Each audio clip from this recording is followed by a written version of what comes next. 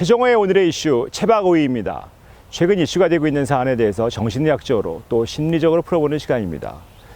오늘의 주제는 극단적 선택, 자살을 주제로 이야기를 나눠보겠습니다. 이번에 유명한 인기 배우 한 분이 극단적 선택을 하고 말았습니다. 많은 사랑을 받으셨던 분인데 참 안타깝습니다. 우리나라에 자살이 많다는 것은 정말 잘 알려져 있습니다. 그래도 정부와 민간이 많은 노력을 하면서 2011년도 정도를 최고점으로 해서 자살률은 조금씩이나마 줄어들고 있긴 합니다. 그래도 보통 자살률은 10만 명당 몇 명이 자살을 하느냐 하는 수치를 선정을 하는데 OECD 국가 평균의 2배 이상 되는 10만 명당 한 24명 정도가 자살로 생을 마칩니다. 이거는 매 40분마다 한 명씩 하루에 34명 정도의 귀한 생명이 자살로 자기 목숨을 마친다는 것입니다. 너무 안타까운 일이 아니라고 할 수 없습니다. 이 OECD 국가 중에서 자살률이 우리가 잘 알고 있던 것처럼 1위라고 했던 거는 작년에 리투아니아가 OECD에 가입을 하면서 2위가 되었긴 합니다만 아직도 여성의 자살률은 세계 1위이고 특히 65세 이상 노인 자살률은 우리나라가 무려 58.8명, 10만 명당. 그래서 OECD 회원국의 평균 한 18.8명 정도에 비해서 비교할 수 없을 정도로 높다고 할 수 있습니다.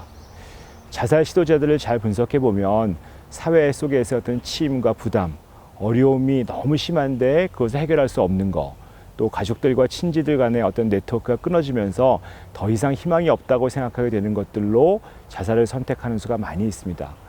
누군가 옆에 있는 사람이 극심한 스트레스를 받고 죽고 싶다 그러실 때 그걸 심각하게 받아들이지 않고 좀 농담처럼 또는 한술 더 떠서 야 내가 힘들다 내가 더 힘들다 하고 하면 사실은 그런 분들은 더 이상 희망을 얻을 수가 없게 됩니다. 그럴 때 네가 정말 힘들었구나 라고 공감의 한마디라도 해줄 수 있다면 자살은 정말 급격하게 줄어들 수 있을 것 같습니다. 자살을 시도했다가 생존하신 분들의 이야기를 들어보면 그때는 정말 그 누구에게도 도움의 손길을 받을 수 없기 때문에 죽을 생각밖에 안 들었다. 하지만 지금은 비록 여전히 사는 게 힘들지만 그래도 누군가 응원해주고 나를 지켜주는 사람이 있다는 것을 알고 있기 때문에 그래도 살아갈 수 있다라고 말씀하십니다.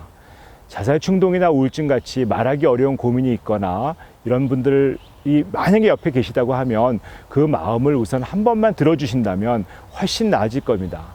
만약 주변에 정말 내 말을 들어줄 사람이 아무도 없다 이러실 때면 그야말로 우리가 사회에서 그런 시스템이 있습니다. 24시간 운영하는 자살 예방 상담 전화라고 해가지고 1393 전화가 있고요.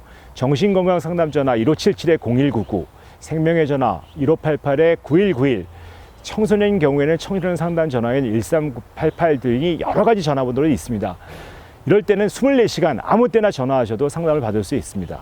이 전화번호 외우기가 어려우실 겁니다. 그러면 그냥 인터넷 포털에 자살이라고만 키워드를 쓰셔도 이런 곳들과 다 연결될 수 있도록 되어 있습니다.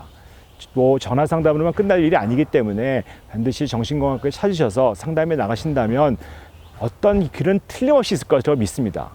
원래 인간은 신라처럼 작은 희망만 있어도 결코 죽지 않습니다.